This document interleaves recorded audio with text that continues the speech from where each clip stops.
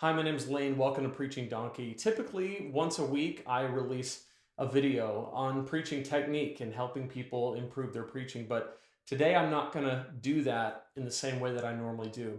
Because I think the events of the last couple of weeks obviously have captured the attention of not only the United States, but the world. And there's a whole lot that can be said, and I don't know that I can add much to the conversation that hasn't already been said.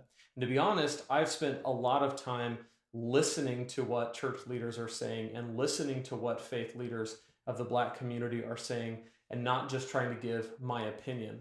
But with that said, I do want to add one thing, and then I want to ask you for some help. I want to ask you to give your opinion. I want to ask you to give your experience. But before we get to that, I just want to share kind of how this has hit me and what I think it means for preachers and teachers of the word and church leaders at large. When I first saw the video of George Floyd, it was absolutely horrific. It was one of the worst things that I've ever seen. I forced myself to watch all 8 minutes because I felt like that was important to do. And just the absence of humanity, when somebody's pleading for their life and there's no mercy given, it just seemed merciless and evil. And obviously, that grieved me, and it grieved many people around the world and many people in the U.S. And it grieved the Black community and people of color communities all over the U.S. and the world. And I can't, as a white person, I can't really even understand the pain, which is again why I have been just trying to listen and to hear what is being said. So when I think about what this means for church leaders, I think it really shows the importance of preaching the word and preaching the gospel. And here's what I mean by that. A lot of times, what I like to talk about, and I think it's important, and we'll return to it here at Preaching Donkey, because I think we have the most important message in the world, and which is the gospel. And so I'm dedicated to make sure people hear it. And people only hear it if they can understand you and they can relate to you and you can hold their attention. And so all those things are important. However, in times like these, with what we've experienced over the last couple weeks, with the anger and the hurt and the pain and the violence and the rage and all of what's happened, it just shows how vital it is to preach the gospel, how absolutely vital it is to preach the healing power of Jesus. The fact that Jesus came, the fact that he chose to live a life that he didn't have to live. He chose to live as one of us, that he was mocked, that he was beaten, that he was discriminated against, that he was shunned, that he was ultimately put on trial for falsely, and that he was killed, the death that we should have died in our place for our sins. But then he defeated death, right? He defeated death when he rose from the dead, and he defeated sin. And so when we preach the gospel and we invite people to follow Jesus, we invite people to live for Jesus, to give up their life. Jesus said, if you try to hold on to your life, you're going to lose it. But if you give up your life for my sake, that's where you find it.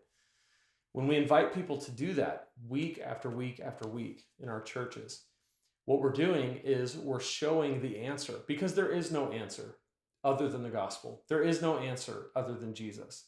There are systemic things that need to happen. There are policy changes that need to happen. There are all kinds of things, but those things only happen, and those things only last.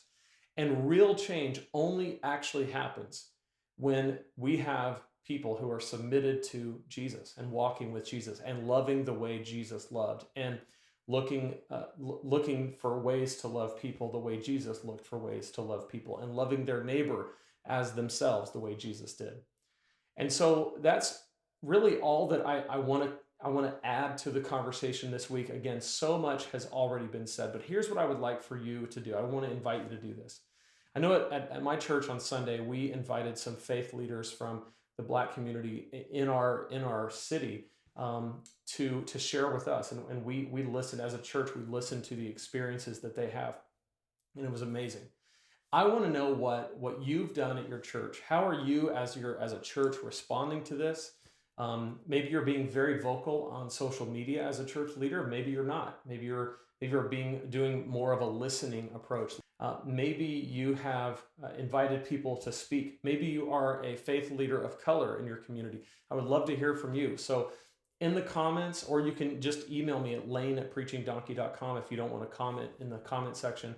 Totally fine. I would just love to hear from you if you would be willing to share with me. So that really is all that I have for today. And I just want to leave with again, just reiterating the fact that the pain that we've seen and the experiences of so many, there is no easy answer, but there is a relatively simple answer, and that is the gospel.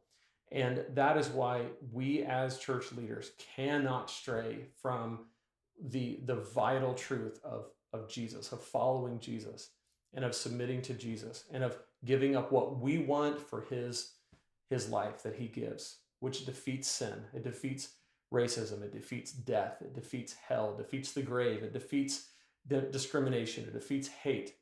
All of those things can be defeated with the gospel. And so I don't know any other solutions other than that. Obviously, there's more complicated answers and more complicated things that need to happen, but this is just one guy on the internet trying to give some perspective to the people that every week expect a video from me about preaching. So that's what I have for you this week, and I will see you next week. And remember, until then, we have the most important message in the world, the gospel. So let's make sure that people are hearing it. We'll see you in the next video.